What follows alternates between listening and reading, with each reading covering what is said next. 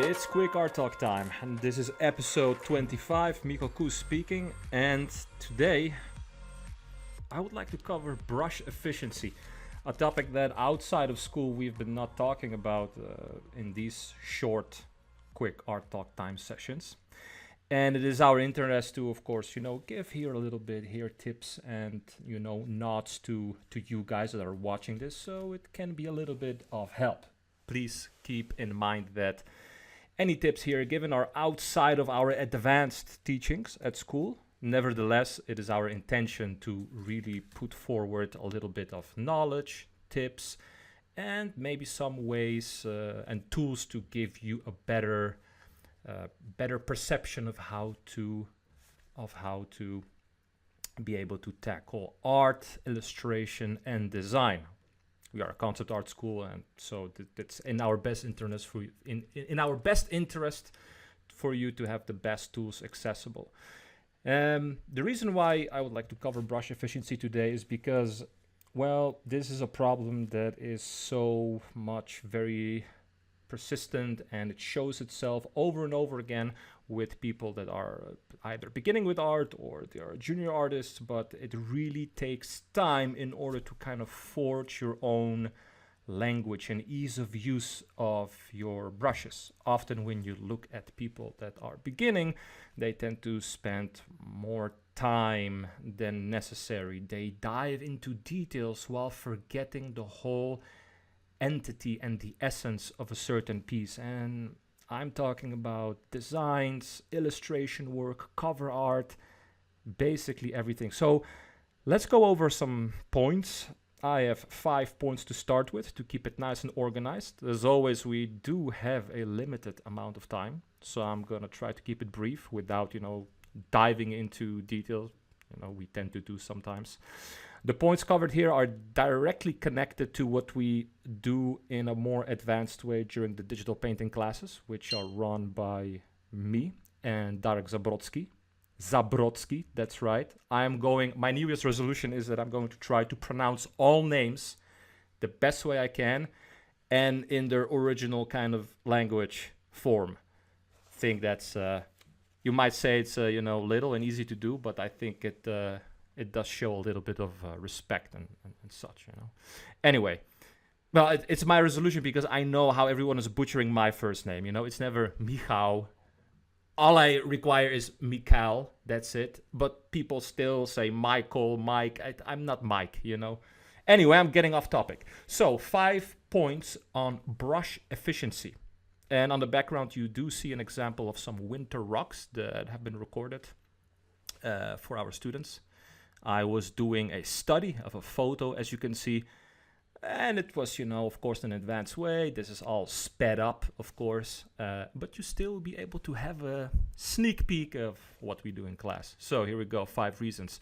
Let's start with the big elephant in the room, and the number one question that we get the most. It's kind of stupid that I have to cover it, but I understand when you're a newcomer, it is kind of a natural thing to ask. So I completely understand it. I was the same way. Does the brush set matter? I would say when you're starting out, definitely not. And we proved that through some practical points, some theory sessions with our students, how the brush set that you are using doesn't work. You tend to believe that it does because, you see this nice texture that, for example, a famous artist is using, and all you think about is that, if only I had the same brush set, the same texture, the same settings, I would be able to output the same results. It can not be even close to the truth, and so it doesn't matter. However, as you develop your own skill and you go forward with your art journey, design journey, illustration journey, you will notice that you are starting to fine-tune your own tools, and therefore you will find it easy to, for example, personally modify certain brushes that you've been using from the start to make your work more efficient. And that's where brush efficiency comes in, right? So that with a lesser amount of strokes, you be able to output a believable result for your audience. So It's another topic that we could go into, but let's keep it short as we have some more points to go. So, point number 2, start with a good base frame. That is right. At the beginning of this recording, you were able to witness a little bit of an example where I don't straightly dive into necessarily the colors, but I first kind of embrace the whole essence of the formations of these rocks. Again, that's a whole topic that we could speak on for hours, but this has to do with composition. Every image, including this landscape over here, these rock formations that you are seeing that are taking shapes, they are being composed. There is a synthesis going on between details and colors that together connect the whole piece together. And nothing can be better than starting with a good frame so that you can later build upon, right? Like you listen, then you establish the main frame so that you later have an easier time to listen to what has been established. And then you can, find the right balance between detail, between the big shapes, the smaller shapes. But start very easy and really tackle that fear of the white canvas as soon as you can, right? It could be even just a couple of blobs, couple of colors, right? We tackle different techniques. Here we started with a very rough line drawing, but we get, rid of the fear of the white canvas, which again could be a topic for another episode.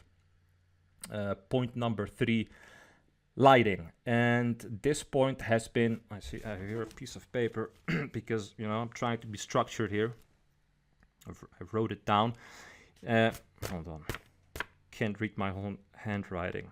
Right. So this point I would like to kind of branch out into sub-points because lighting is something that we think of, as a very emotional aspect.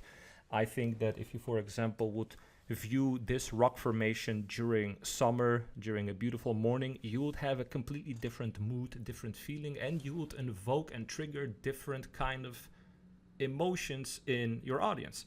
This is why the play, the act of the play and knowing your lighting is so very important. If you know your lighting, you're able to trigger all kinds of emotions within your audience. And you have to understand first and foremost how lighting works, how material work, and this is exactly what we've been doing in this example, right?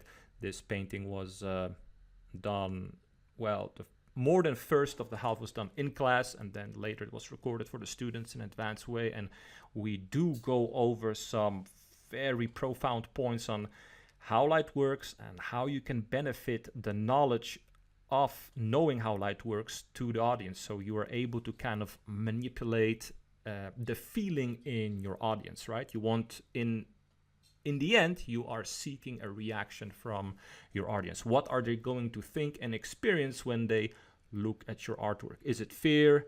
Is it beauty? Is it disgust, right? In the end, it's art, and we want to create all kinds of pieces in order to reach a certain emotional goal.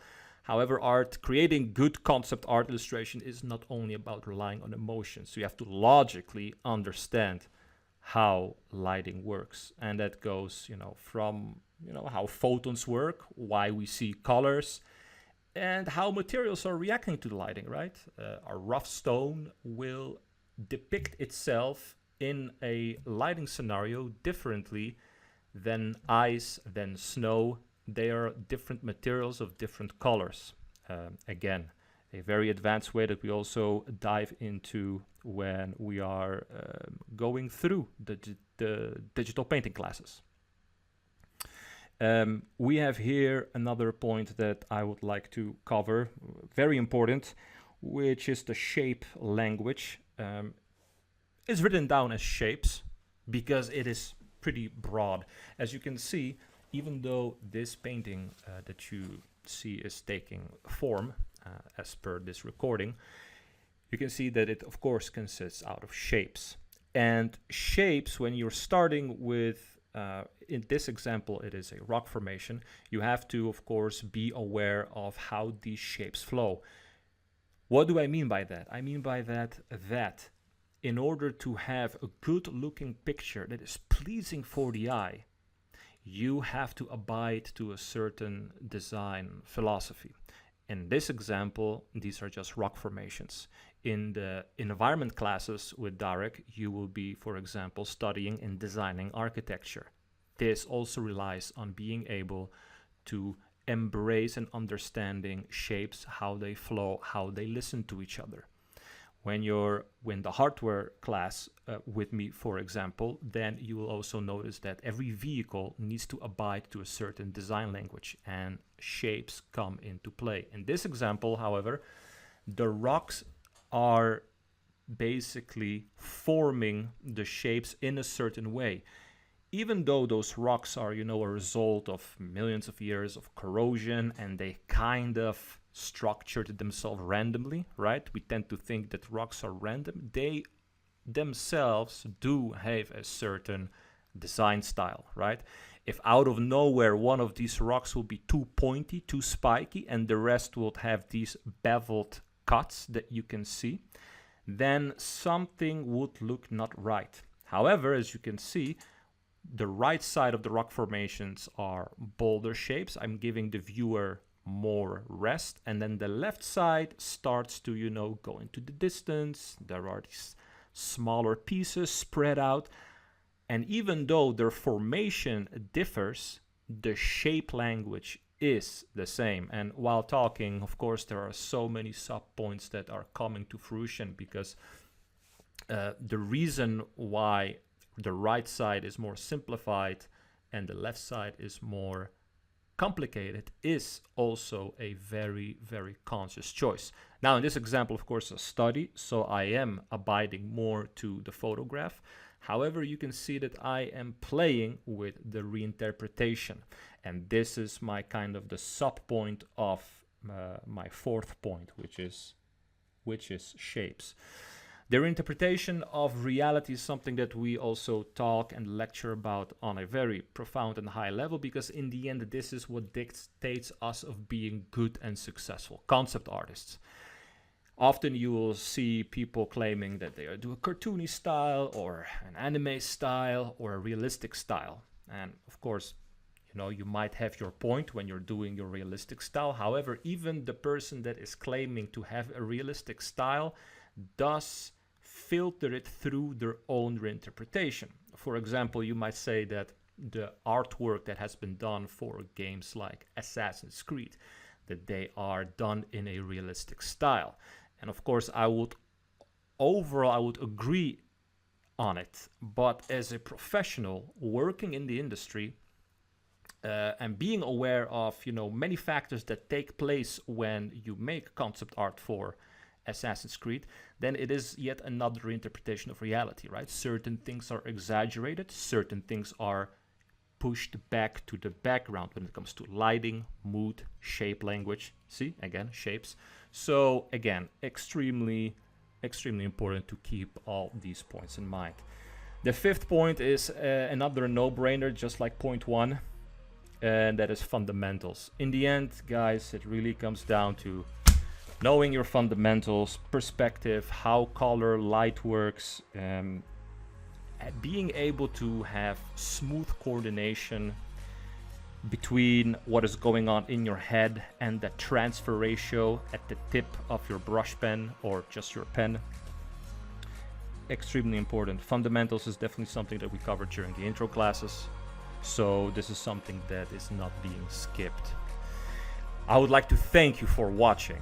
I hope this has been useful. Please don't forget that, again, we do this to, spike a little bit of the interactivity within our community. And again, if you have ideas of what you would like to see next, maybe a top 5 of something else, then please let us know in the comments. Don't forget to like and subscribe, right? Standard default of all YouTube channels.